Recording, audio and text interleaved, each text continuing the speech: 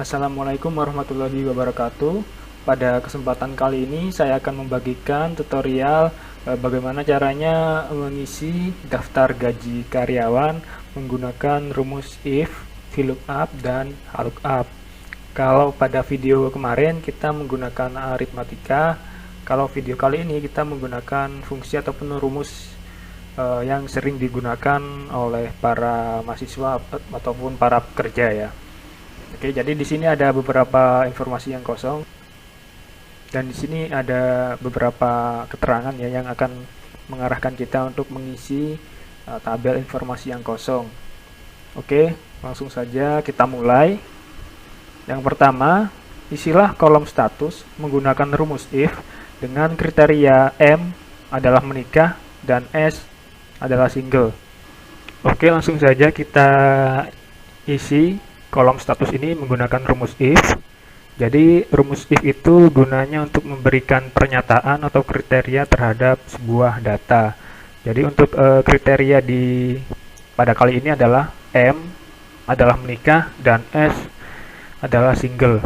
Caranya adalah sama dengan if buka kurung, lalu kita masukkan logical testnya. Jadi logical test ini adalah pernyataan atau kriteria yang akan kita isi.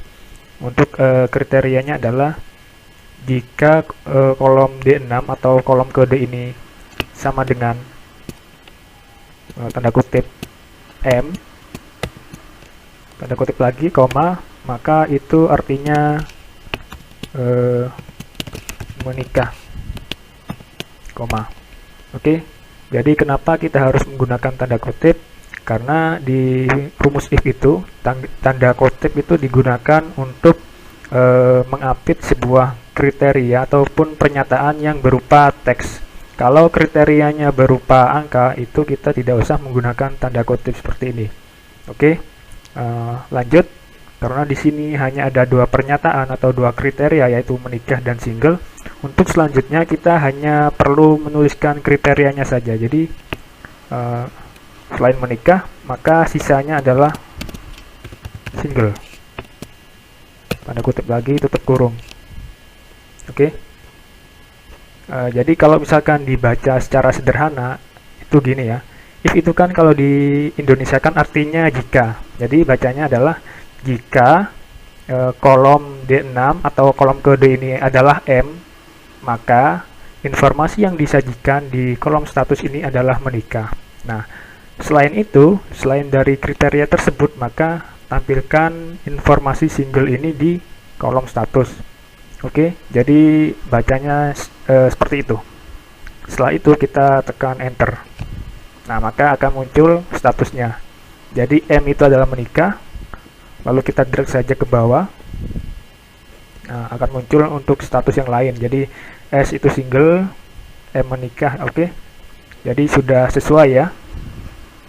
Kemudian untuk gaji, isilah kolom gaji menggunakan rumus VLOOKUP. Jadi rumus VLOOKUP ini gunanya untuk mencari ataupun menemukan data di tabel referensi jika datanya itu disajikan dalam bentuk vertikal. Kita lihat tabel referensi gajinya di sini disajikan dalam bentuk vertikal ya, dari atas ke bawah. Oke, langsung saja kita tulis rumusnya sama dengan VLOOKUP buka kurung, kita aktifkan lookup value ataupun sel kuncinya. Untuk sel kunci di sini kita gunakan ini ya, jabatan ya, karena jabatan ini akan membantu kita untuk mencari data di tabel referensi ini. Oke, setelah kita aktifkan koma, terus kalian diminta tabel array ataupun tabel referensi yang berisi tentang informasi yang akan kita cari.